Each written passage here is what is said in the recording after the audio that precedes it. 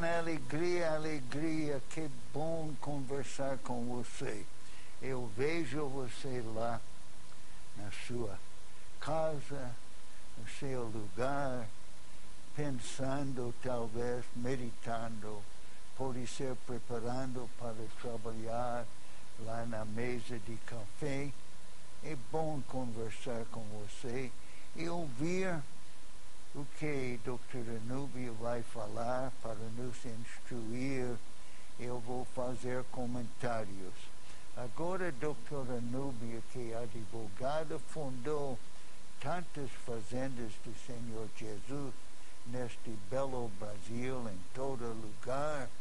Ela é muito ativa e muito meditativa.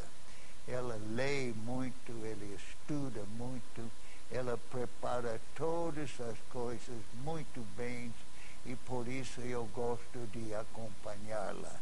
E hoje, Dr. Anúbio vai falar sobre a importância de relaxamento, que me lembra de um discípulo que falou com o mestre. O mestre, que devo fazer para relaxar? E o mestre falou, presta atenção. Só uma palavra, presta atenção, não tem nada mais para falar. E o mestre falou, presta atenção, presta atenção, presta atenção. Atenção a nossos pensamentos é uma maneira boa para começar a relaxar. Mas, Dr. Anúbio, nós queremos ouvir os seus comentários. Por que é importante relaxar? Bom dia, caros telespectadores. Antes de começar a falar, eu gostaria de agradecer e parabenizar o supervisor do nosso cenário novo, que é o Eduardo Lima, que hoje está completando anos. Parabéns, Eduardo. Parabéns a você pelo seu trabalho e a toda a sua equipe. Muito obrigada. Nós vamos falar um pouquinho sobre a importância do relaxamento. Uma vez um amigo perguntou, Núbia, você gosta tanto de falar relaxamento, num mundo hoje cheio de estresse, por que você não fala do estresse? Se você falar do estresse, muita gente vai ficar interessada. É mais importante falar do estresse do que do relaxamento. Interessante que eu acho que é o contrário. Eu costumo dizer assim, se eu posso falar do dia, por que vou falar da noite? Se eu posso falar da alegria, por que vou falar da tristeza? Se eu posso falar do positivo, por que vou falar do negativo? Se eu posso falar da luz, por que vou falar das trevas? Se eu posso falar do céu, por que vou falar do inferno? Então é uma questão de ponto de vista. Eu acredito que interessa muito melhor, muito mais, você estar bem relaxado, porque tem uma série de consequências positivas do que falar do estresse, que tem uma série de consequências negativas. Vejo assim. Né? E se posso falar sobre amor? Por que falar do ódio? Certo. Não deve ter espaço. Eu estou lendo um trabalho que é desenvolvido no Havaí há muitos anos. É um médico chamado Dr. Lane, que ele criou uma teoria chamada Ho'oponopono. Ho'oponopono. Alguns anos atrás eu recebi de um amigo especialmente falando, nós recebemos na página uma apostila. E eu na época não estava muito interessada. E até quando um amigo esses dias falou sobre o Ho'oponopono, eu pensei, puxa, eu tenho essa apostila. E retomei e li. E é claro que é muito repetida a ideia de que quando o discípulo está pronto, o guru aparece, não é? Então o guru, nesse caso, esse amigo que deu a apostila, deu numa hora que eu não estava preparada para ler nem entender. E nessa teoria criada pelo Dr. Lane, muito interessante, ele disse que ele trabalhou num hospital psiquiátrico em que havia muitos doentes mentais, não é? Hospital psiquiátrico. E nenhum médico parava lá, nenhum psiquiatra, nenhum psicólogo. E ele foi trabalhar nesse hospital. E havia um pavilhão de loucos, de dementes. Ele nunca visitou nenhum dos dementes. Ele só pegava a ficha do demente e analisava que parte da responsabilidade eu tenho nesse problema. Que parte da responsabilidade eu tenho nesse problema. E ele se examinava e procurava corrigir em si o problema do demente, através da ficha dele, sem dar uma palavra com o demente. Depois de alguns meses, todos tiveram alta.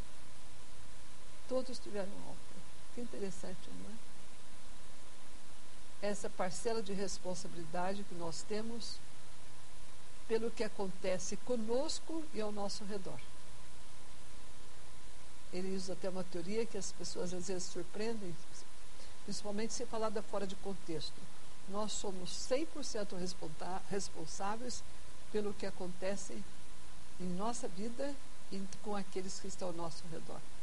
É interessante que essa observação veio de encontro ao que nós queremos falar. Esse médico, Dr. Lane, que seguiu, aliás, a teoria não é dele, ele seguiu a teoria de uma senhora, ou é o contrário, doutora Mornat, se a pronúncia é essa. Não sei se é Mornat, termina com H, ou se é Mornat. Não importa. O mais importante é a teoria. Nunca saiu da sua sala, do seu consultório, não falou com seus dementes, e eles ficaram curados, mudando nele mesmo, em si, aquela parcela de responsabilidade pelo problema que o outro tinha. Eu gostei da leitura. Isso está mostrando que a interiorização, a autoanálise relaxada, curando em si o que pode ser curado no outro, pode ajudar-nos a melhorar. Não é? Todos nós temos que melhorar em muitas coisas. Muitas coisas. O senhor uma vez falou para mim, padre, ou citou numa palestra, que Teilhard de Chardin teria dito que o homem precisa de 4 bilhões de anos para ficar perfeito. O senhor falou isso?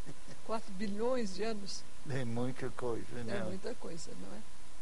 E esse é o que nos permite isso, esse aperfeiçoamento, é o autoconhecimento.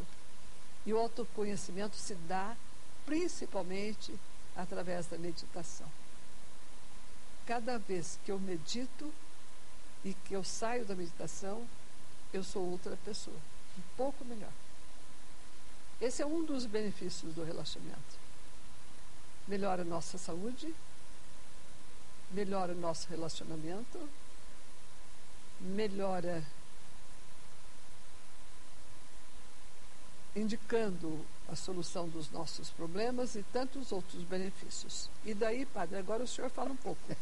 Eu estou pensando onde podemos relaxar e quando. E temos espaço o dia inteiro guiando, chegamos no semáforo vermelho.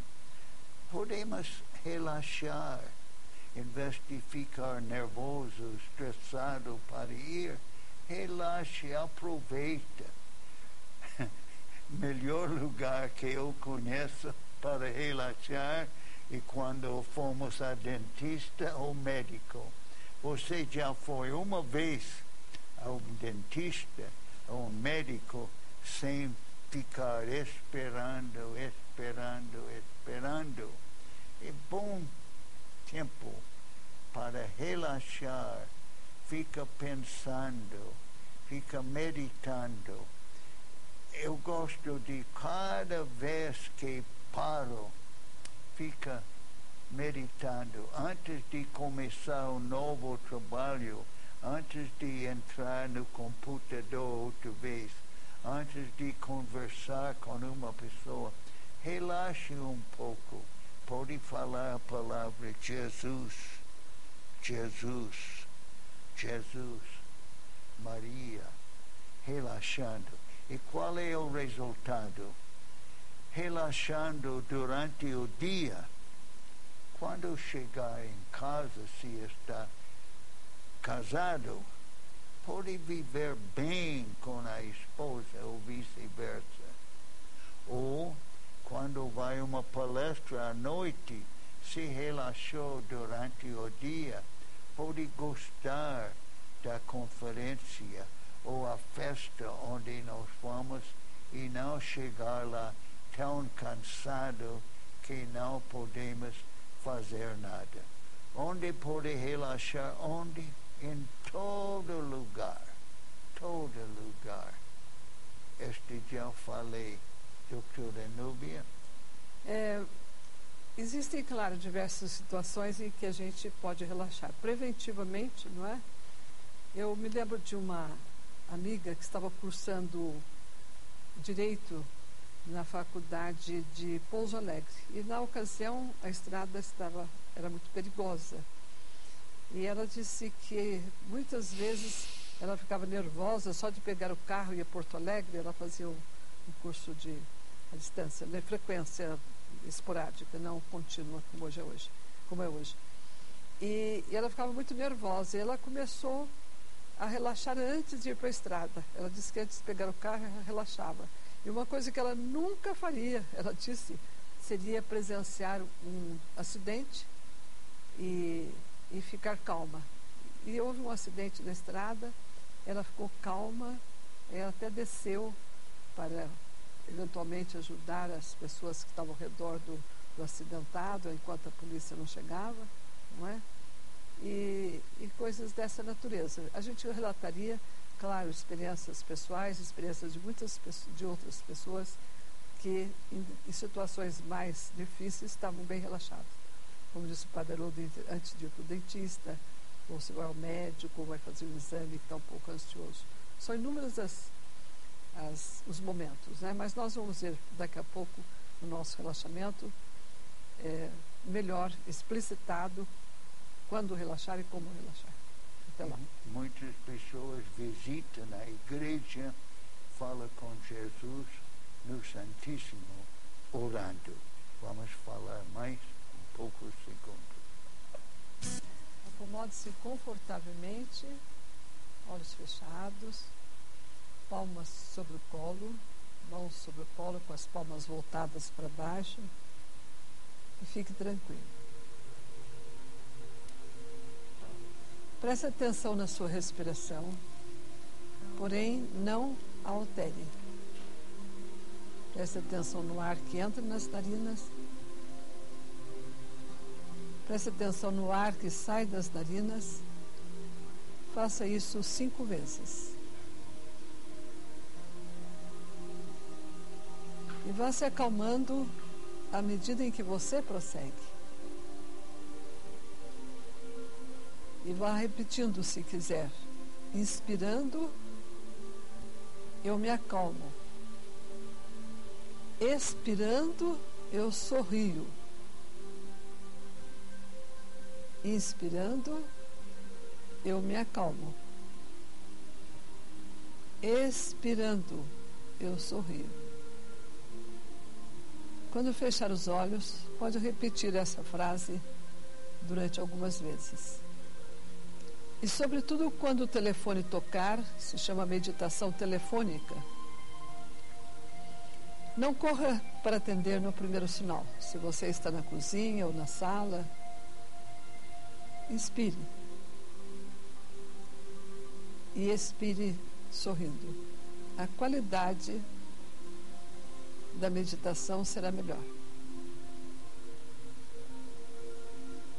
Inspirando, eu me acalmo. Expirando, eu sorrio.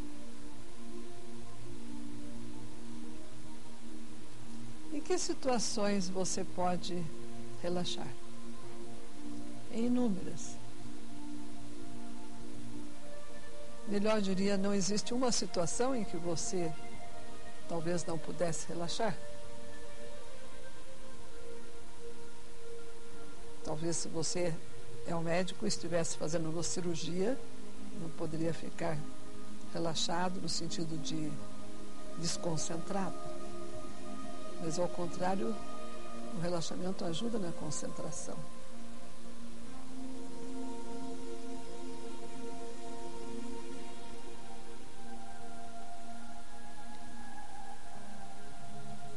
Havia uma senhora que foi se queixar ao pastor que ela brigava muito com o marido, ou o marido brigava com ela. Há um ditado que diz: quando um não quer, dois não brigam. Quando um não quer, dois não brigam. E ela estava se queixando para o pastor que o marido chegava em casa bravo, esbravejava, e ela perdia o controle. E ele disse: é muito fácil. Eu vou dar um vidrinho de água benta e quando ele chegar em casa, ponha 3 gotas na boca. E ela fez e deu certo. Segundo vidrinho, deu certo. No terceiro vidrinho que ela foi buscar com o pastor, ele disse: não precisa ser que a água seja benta. Você põe o gole de água na boca e fica calado. Quando um não quer, dois não brigam. A pessoa relaxa. Pense em que situações na sua vida diária você pode ficar relaxado.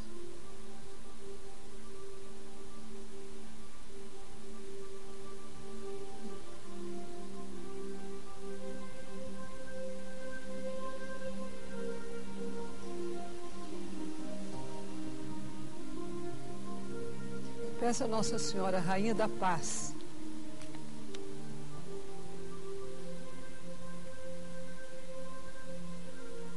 que o ajude a manter o silêncio,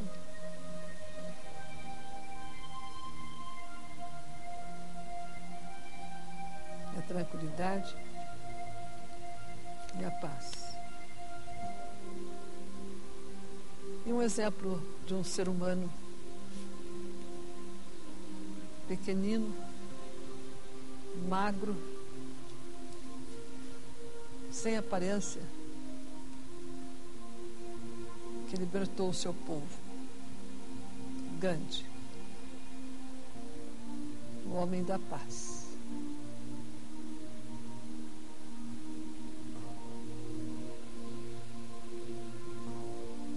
Relaxar, pacificar.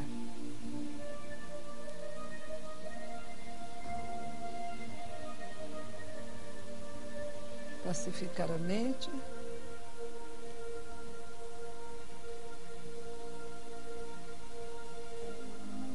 pacificar as emoções,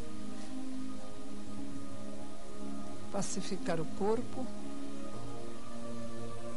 pacificar a alma, relaxar, pacificar.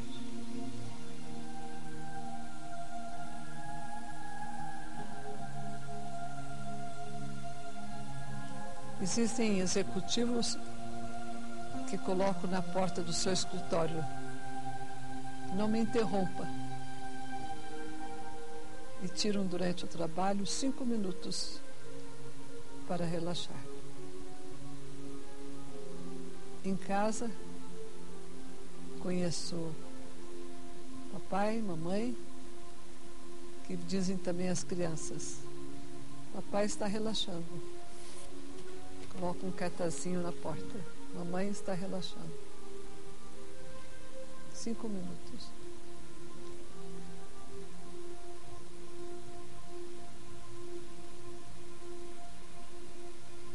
Isso se chama também qualidade de vida.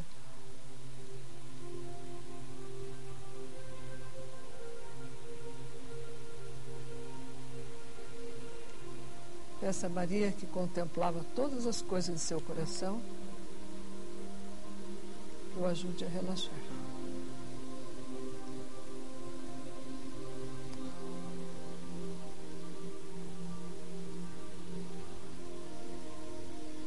vou pedir que você abra os olhos e vamos falar um pouco. O padre quer falar um pouquinho? Eu gostaria de conversar com você. Pensei em tantas coisas, poderia conversar 1 hora com você, mas eu tenho um grande privilégio de fazer yoga cristão bem cedo com jovens. Eu prefiro fazer sozinho, porque só posso meditar, pensar com os jovens. Eu dou ideias cristãs com cada movimento que nós fizemos. Mas o ponto-chave talvez se chama pranayama. Prana na linguagem sânscrita quer dizer Deus e todas as suas criaturas. Deus conservando todas as coisas e ayama é movimentando nisto. E com os jovens nós conversamos que o meio de nosso coração é um ponto. E deste ponto nós fomos na distância com a Divina Majestade Deus Uno e Trino até circunferências em outros universos e nunca parando, porque Deus está lá e Ele volta ao nosso ponto de coração. Esta é meditação. Em cada movimento nós meditamos em uma ideia cristã. Yoga em si é muito espiritual e a maneira em que está feito em Índia é muito mais espiritual do que está a maneira que está feito nas Américas, porque na Índia, onde estava, eles meditam completamente durante os seus movimentos. Aqui nas Américas, nós pensamos mais nos exercícios. Mas o que quero dizer que em exercícios nós podemos pôr a Divina Majestade meditando, pensando em Deus, e movimento em Deus é a melhor maneira que eu conheço rezar. Santo Inácio de Loyola, em 1522, quando ele escreveu o seu livro Exercícios Espirituais, ele mostrou a maneira em que podemos usar nosso corpo para meditar com Deus. Reze por nós. Saiba que nós rezamos para você.